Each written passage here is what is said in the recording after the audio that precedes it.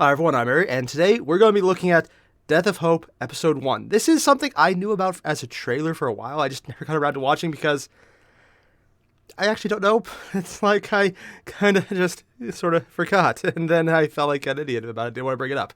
But that would be silly, and I would never do that. Yeah. This is going to be by Mark Lewis Sparks, and what is the title of the first episode again? I'm just going to check that out quickly. Anarchy Reigns. Now, this is one of the things I found really interesting, not the title itself. The title is cool, but he built the characters and environments, or characters' environments from scratch. Now, I haven't seen the trailer, which I just said, so you might understand why I'm looking at this and just thinking, what? He built the terrain.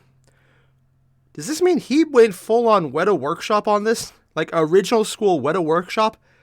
For anyone who doesn't know, that's the people behind Lord of the Rings movies, where they modeled out the entire scene to minimize use of CG to nearly nothing. Boy. If it's fractionally as good as that, I'm really looking forward to this. If it's absolutely shit, I'll probably just enjoy the hell out of it because I'm easily amused. But if it's even slightly good, this is going to be amazing. Because I'm a personal fan of the model style. Not just because, well, models, big fan of those. But also because I like how it gives a bigger sense of realism in how you move things. It always walks that fine line, though, of looking a little plastic. Again, model, plastic, yeah. Or looking really detailed, because you can get a certain look of reality in a model as a characterization, as a base, as a background that just doesn't really happen in CGI unless you really spend too long on it. CGI can look great, but it gets exponentially harder the more details you want to add to it. The shinier it is, the less time they put on it, basically. I'm very excited to see what's happening here. I want to see what's going on. I want to see where they're going with this. I know it's a 40K fan film, and I know he said he built as the description for this. I don't even know what this is yet, but I want to find out. So you guys know the drill. Link below, original video. You've already hit it up? Great. Let's get started. Ooh, we got an R rating. I didn't actually usually see that on YouTube. They usually block it or something, but this is cool. Oh, taking place in the Warhammer Horus Heresy. Ooh, 30K. The tag you're about to see.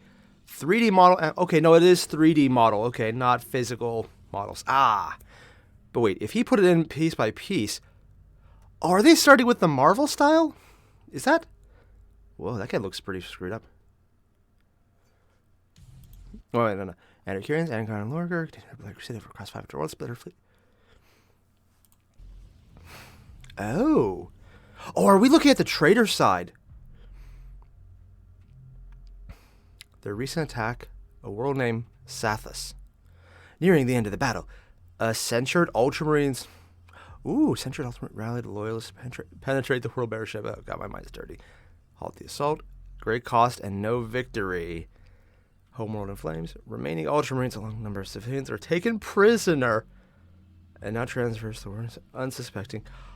Oh, so this is the human and Ultramarine prisoners on a Lorgar ship. Oh, this is going to be dark. Himself into denying an inconvenient truth. You're a dick? No, he's aware. No longer hers.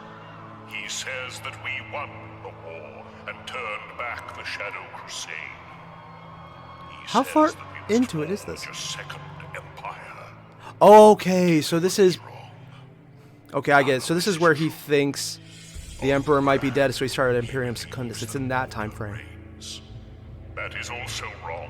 The denial of another inconvenient. I like how they're actually fitting this into the lore just with the Because out dialogue. of the fringes, farthest from the light. Also, you can tell this is a projector while he's speaking because of the overarching effect on it. I like that. It also means that this is definitely propaganda we're hearing. Oh, is that a... Oh, dude, is that an animated Warlord Titan? No, not Warlord. Warhound. Dude. I wasn't expecting to see one of those. What was that? I mean, I thought it was an Astartes in there, but... it looked off. Okay, I see twisting, flangy things. I'm going chaos. God, why? They're all moving in the same pattern. Oh, so nice effect, but oh wow. Between the shaking of the edge, like the edge of the screen, and just the flailing tentacle cubes, things I never thought I would say, that's so freaky. Oh, is this how they're portraying the Geller field around a warp? The true grimdark universe. Oh, a monument to older fans of the true grimdark universe. They're going full on dark with this, aren't they? Oh, yeah, they're going full on dark with this.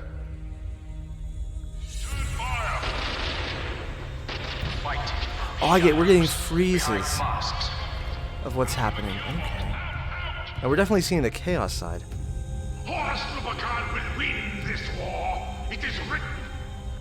Oh, and you can see the bullet hole right through his leg. Damn. Also, if they're moving in slow motion, how fast is the warp around them moving? Dude. Inspired by the novels and the physical tabletop since 1987. Oh god, look at that blast damage. That is so cool. And you could even... Is that an eye? I mean, there's like tentacles coming out of him. Yeah, that's definitely chaosy.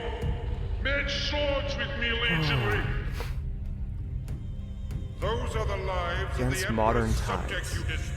Oh, so he's definitely doing a shout out to the old grim darkness of it. Almost to the point of grim darkness, where everything is terrible and it's all going to stay terrible.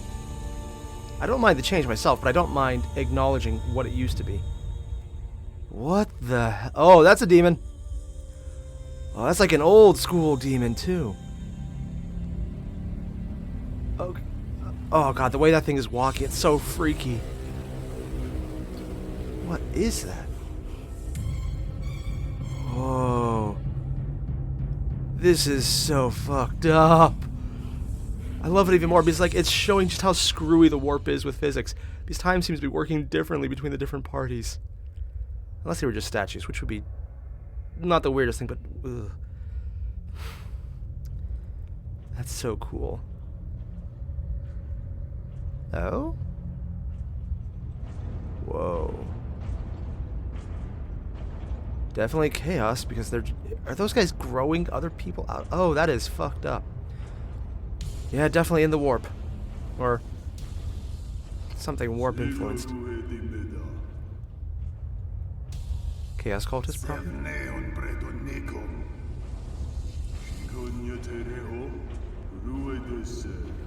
Cannot understand a word. Really wish I had turned on subtitles. Whoa, okay, that guy's spine. I mean, I know it's chaos, but damn. Unauthorized access. Oh, okay, there was a little subtitle there.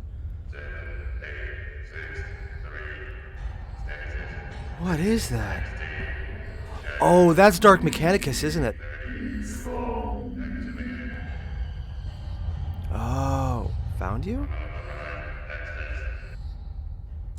Who? Oh, that's a servitor.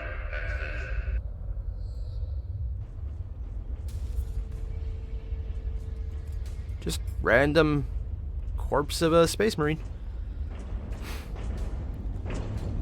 What? Oh, whoa.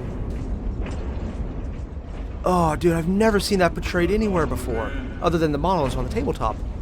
Hellbrutes, right? No, not Hell. Or maybe it's... not an obligator. That's something different. A lot of Brandon Sanderson got my terminology mixed up.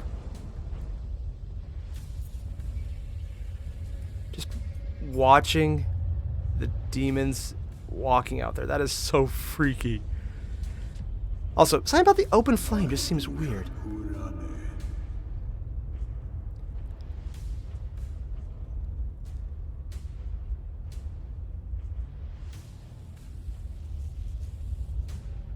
Are they frozen in the walls?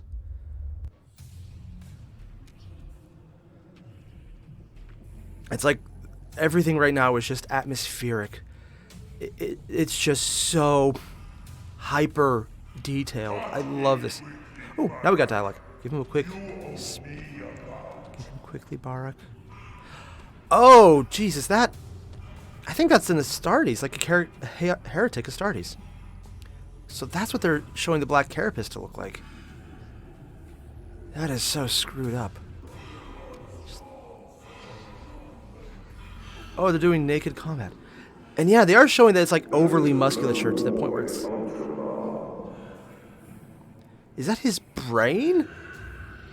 How does it taste to fight a real warrior? It looked like his brain was exposed. Oh, that is disturbing. No, that's hair on the top.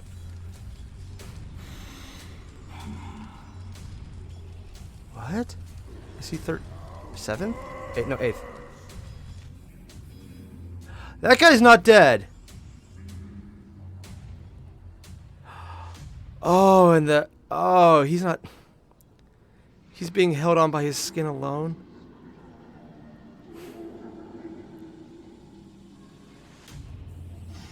Oh, that is terrifying. Oh, and they got Juggernaut just prowling around the back. Oh, wow. Detail they've put into this. So this is what happened to the Ultramarine they caught. Information regarding 7863.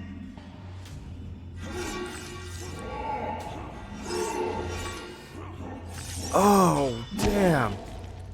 I actually love the choreography there. It's so visceral and brutal. You see everything moving.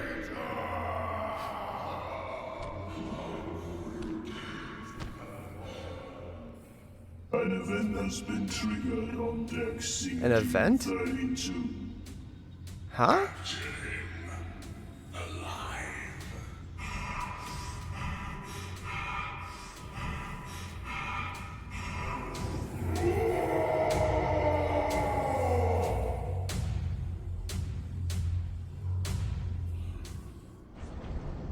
That poor guy.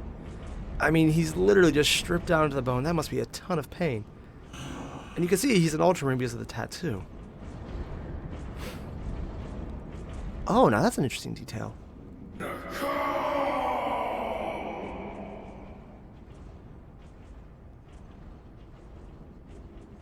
Oh.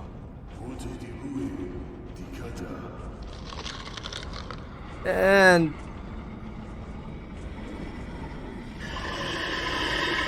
Interesting usage of the flange there. I love the animation detail on that. I'll be honest, I'm okay with not seeing the eating detail.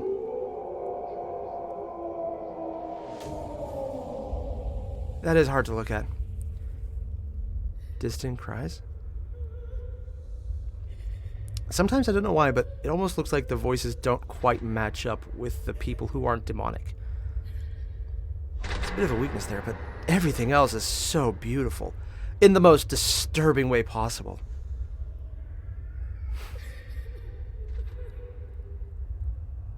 Oh, God, I just noticed there was like bones in the walls. Granted, that could be Heretic or original Astartes design, because that's kind of an Imperium thing too. Ugh.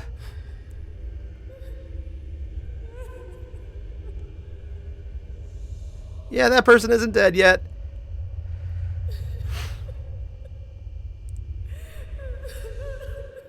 Oh, that's gonna get bad. Eldar? That almost looks like Eldar design. Or it's an assassin. Whoa. What kind of... And even in the grim darkness of the future, they have fluorescent lights. I kind of don't want to see what she looks like. Or it's a guy.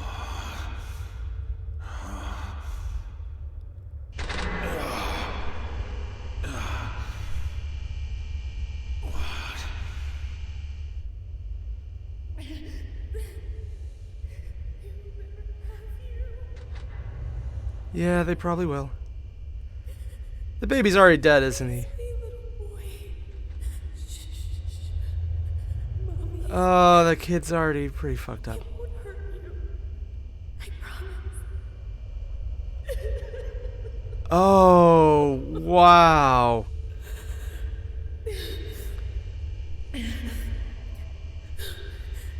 All the bad people are gone now. Warp mutation. Wait, sweetie. She's physically bonded into the dead baby. Please wait. Oh, that is fucked up. Wait! No! No, you little bastard boy! She's breaking. She also can't let go. That is a level of just fuck-uppery.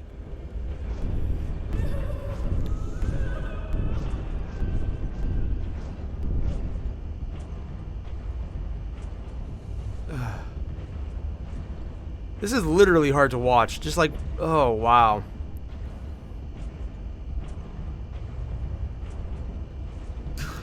It is... It's definitely an ode to all the things that are fucked up about Warhammer. But that make it such a unique setting because they go places others just don't. See before you is a lie, Highway. The traitor of the Ultramarines. Oh. Correct. Have you recovered? I breathe. It will be Oh no, he's caught as well, it seems. prepare yourself. Is that an Ultramarine that's caught out of armor?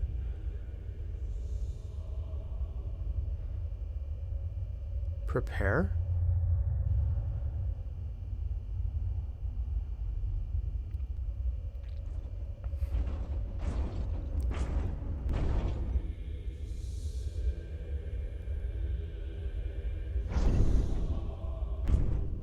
Yep, Angron, World Eaters. Your weak flesh has endured, unworthy one.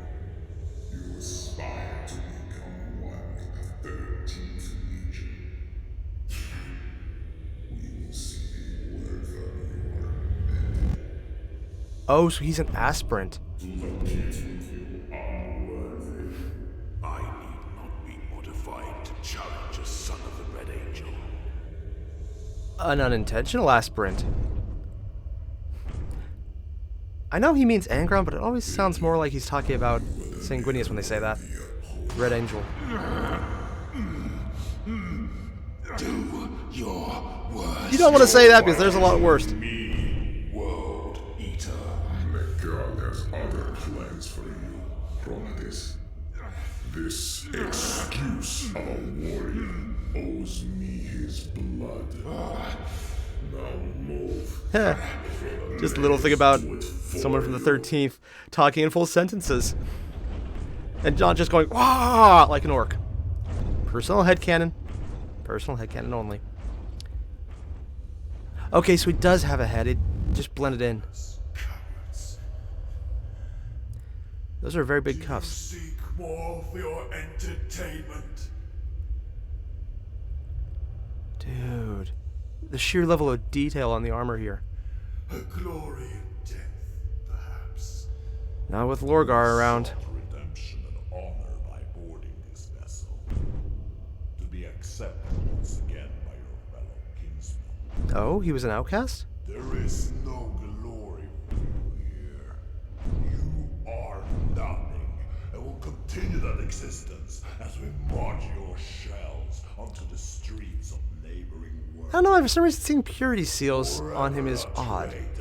Granted, that's probably a Lorgar thing then. Yeah, that's Lorgar, not Angron. Definitely that legion.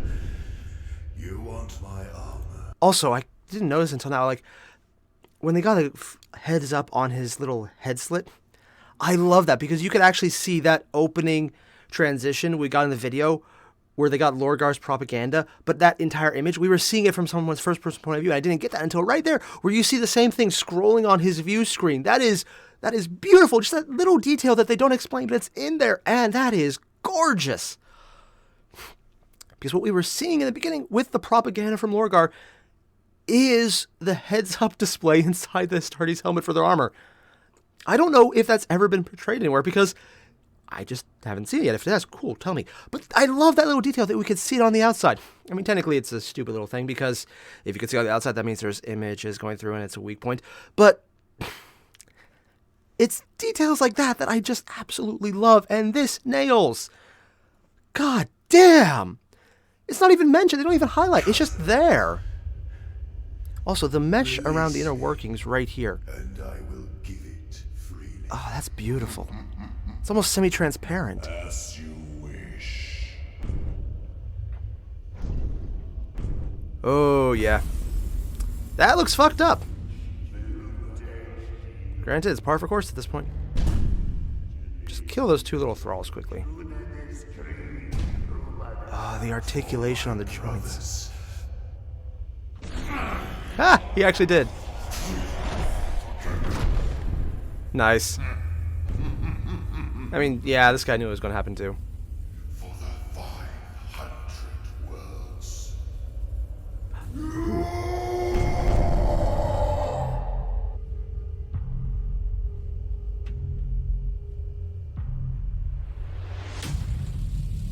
Oh, damn. That's a Chaos Champion, isn't it?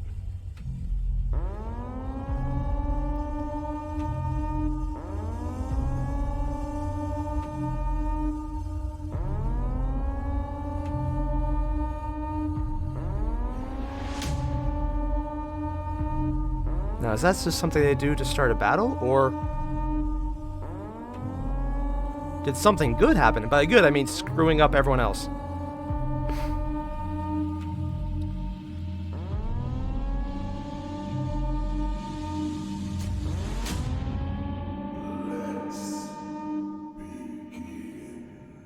Oh?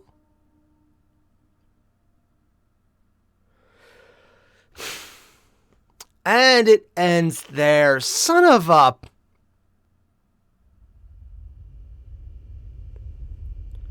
Is there... Oh, there's more. Ooh. Believe in gods, woman. Considering they just fucked her over, she probably should. That I forsake you. Yeah, yeah. I would not be in such pain. She's basically merged into a dead baby, and they're all both You mutated. have been blessed.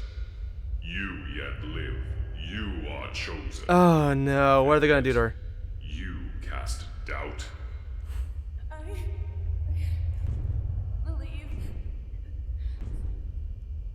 I believe him. Protects.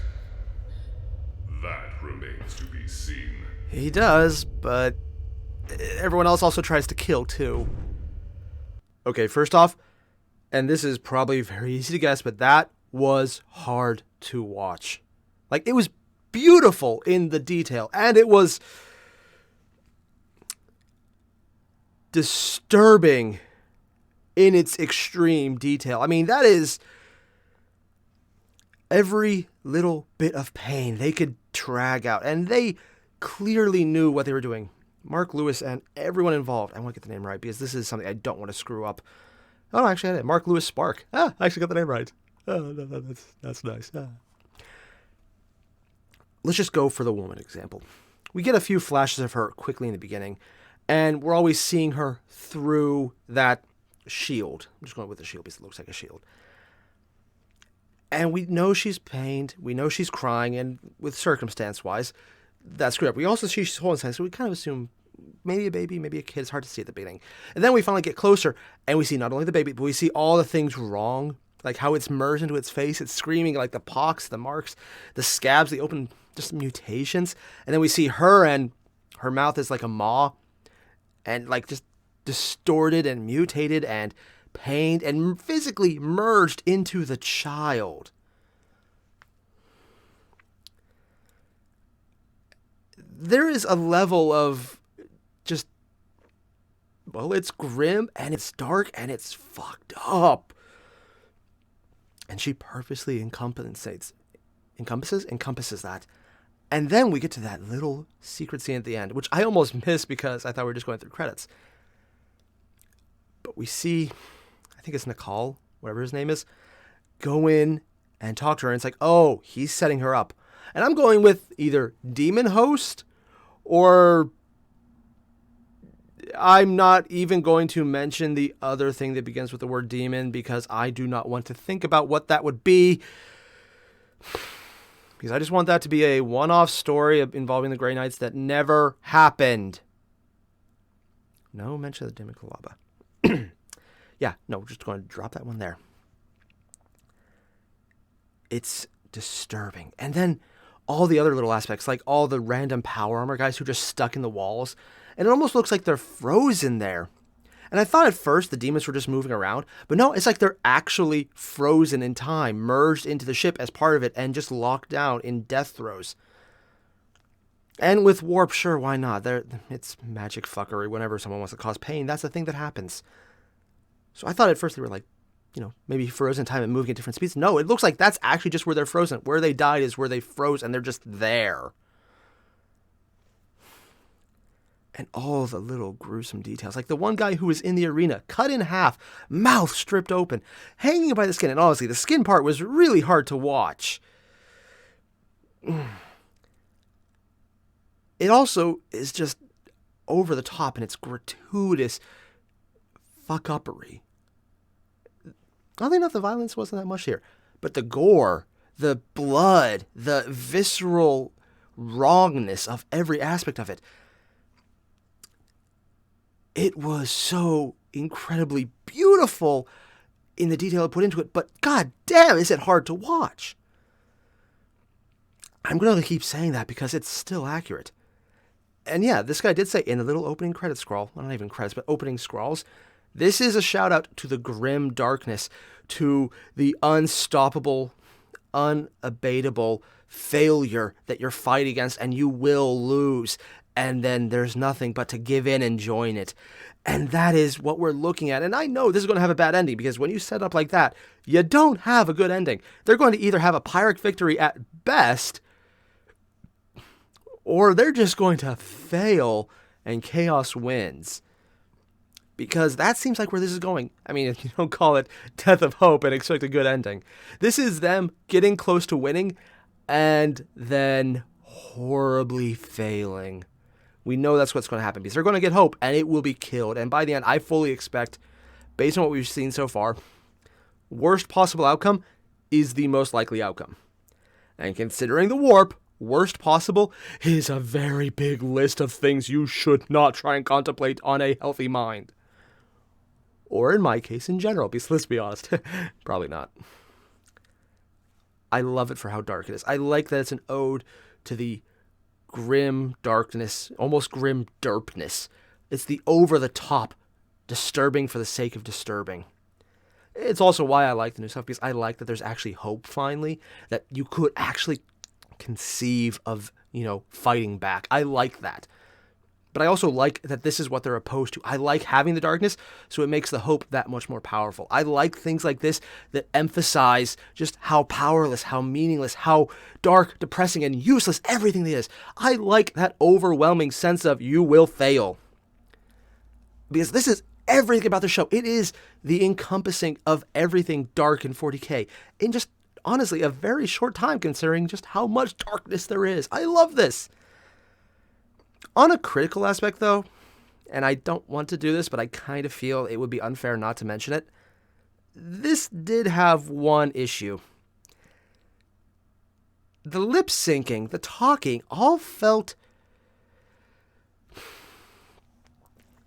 off. Part of that is because every major character in 40K talks in a specific, very wrought dialect. Very much in control of their words, with voices like this that speak slightly slower. There's no one talking at a normal level. There's no interaction like this.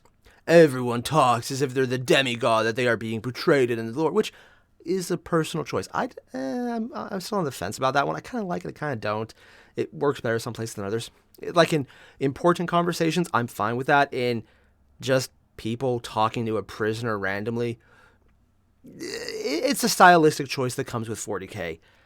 That's my personal side. Now, what I think is more critical, though, is it seemed off. The actions people were being portrayed in gesticulation and what they were saying, there seemed to be a disconnect. Not a big one, but it's like someone would do something and they would speak. It's like, does that action go with that what they said? Like in the prisoner scene, I haven't got even names yet, but I'm pretty sure Nicole from the one guy with the sheets of going with paper and just assuming it's only paper. Hey, he's a follower of Lorgar's Legion. It might be something other than paper it's written on, and I'm just very much trying not to think of that. Ever. How he's talking to the prisoner, he's like, you will lose and the lie will be revealed. It just, that hand motion, it doesn't seem, it doesn't add up. All of the voices sound tinny, which is expected because, well, they're in a ship, so there's echoing that sounds tinny. And two, helmets, which also makes it sound that way. But something about the voices, it almost looked stilted. It looked like they weren't really speaking. It looked like they were coming out of a speaker, which is fine whenever, it's a helmet. And they are coming out of a speaker. But in the moments where people without helmets were speaking, the very few moments, like the woman, for example, and even though her face was a mask and a wreck, it didn't distort her voice too much, and she sounded great. But whenever you got onto her face, it kind of looked like she was just doing the animation of opening and closing the maw that her face had become. Maws? It almost looked like there was multiple at one point. But it didn't really affect the voice too much, and it was almost like there's a speaker here with her voice, and then there's the body that we're seeing and we're horrified by. And when we're not focusing on her face, it's fine, but it almost looks disconnected. And that's just my personal opinion, but it's the voice matching up is not the best aspect. That said, it was not something you focused on because you are focusing on the, oh my god, levels of horror. Body horror and gore and depression and suspenseful horror because you know it's going to get worse. I mean, this is kind of what you think of when a Saw movie is too tame. Yeah. And at the end, just that little idea that they might have a chance. And you know they're going to fail because, again, death of hope. You know what's going to happen. This is going to be a victory for Lorgar and Angron. Although, to be fair, a victory for Angron is people died, there was blood, and I fought. Doesn't really matter which side it's on. So, easy victory? Yeah. This, other than just how the voices and the gesticulation of individuals is a little off, everything else looked good. When they were fighting and they were moving fluidly and fast, they did only a few short shots from very close angles, so you didn't need to focus too much on what was happening. So that wasn't a problem. Because they compensated for maybe not having the best animation choreography by making it look fast, quick, and up close, so you only see the brutality of it, not the, oh, does that actually work like they think it would? You get out of the minutia and into the focus on the aspect of it that they can do well, which is the horror, the sheer screwed up nature of everything. And just the little detail on the Juggernaut, which I keep calling them dogs, I know. And I've actually pissed off people I know who play them. And I don't mean to, for some reason, they just dog. That's all that's in my head. But I know they're Juggernauts. Unless I'm wrong, in which case, link below, because tell me what it is, because I don't like being wrong when I get it wrong all the time. It's screwed up. It's disturbing. But just having it prowl around and growl and flare its fringe like an enraged lizard, which it kind of is.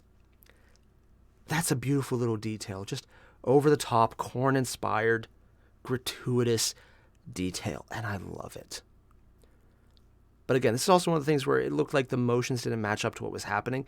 Because when he was, like the Juggernaut came in and feasted on the deceased combatant, you don't actually see any blood dripping off its mouth. You don't see it moving. It's just kind of like seeing it out of the screen, chomping down. You know the body's there, you know it's there, but it's not really... It looks like the old style of video game animation where things would do things, but they don't quite interact with what they're doing. It's more just to give you the hint that it's happening and move on because they can't animate it. That said, that's one of the few parts that stood out. It's just not quite mashing with what is happening. But let's be honest, the biggest part about this entire series, and I'm going to say series because it's part 1, episode 1, I want there to be more. I am going to be disturbed when there is more, and I will probably need to drink heavily to forget afterwards, but I want to see it because it is a labor of love that is truly amazing. The set design. When he said he built every little piece by detail, I thought he meant physical models he was working with. No, he went in and physically designed, or I guess digitally designed, the scenery. That's what he meant. And the scenery is horrific gore porn. It is over-the-top detail, extraneous, unnecessary detail, but it hits that level where there's so much and it interacts so well with the overall mood that it becomes almost a characterization itself because of how dark, depressing, and vividly screwed up it is. Like the bones, the hands, the people jumping in and out, the people merged into the floor, it looked like. It is beautiful in its grotesque nature, and I love it. I hate myself, and I would like to, go drink heavily to forget it, because it is that screwed up. But damn, if Mark Lewis Spark didn't do an amazing job pulling together a scenery that is basically a character in its own right, with how much it adds to the story. It gives you that sense of overwhelming depression and failure and hopelessness that is necessary for a story about this. This is what Heretic Astartes need to be. They need to be over-the-top evil and to revel in it. And they are. And it's not overdone. It's not melodramatic. It is just the right amount of, this is evil, and it's going to get worse because you can see the ship around them. If someone was just walking through that and nothing happened, it would still be terrifying because the scenery, it's achieved that effect. And that's brilliant. I absolutely love it. So yeah, if you haven't guessed already, I'm a big fan of this one. It's not perfect. It has a few issues, but overall, I could put those to the side because they're not the focus. I don't think this is going to be a character piece. It will be using characters, but they're all for the service of making this more dark. They are all going to be object lessons in hope in the Emperor. Basically, hope for the future. Hope in general failing. These are the hopeless, the people who gave in to the evil and who are embracing it. This is their point of view, and the entire story will show them victorious.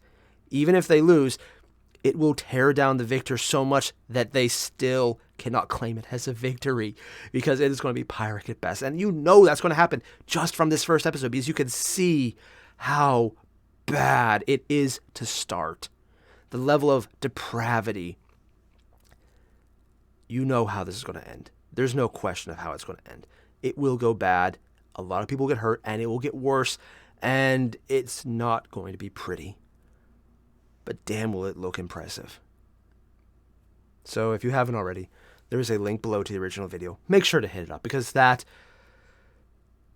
it was beautiful in its grotesquity. And if you haven't watched it already, why? Really, why? Fix that. Also, don't watch it around kids or in public. That would get you a lot of odd looks, and you don't want to explain to someone's parents, oh yeah, your kid crying in the corner and shaking? Yeah, my bad. Not going to make that mistake again. I mean, I haven't done that with any nephews. Yeah. So all the same, everyone. Thanks for watching. I'll see you in the next one. Adios.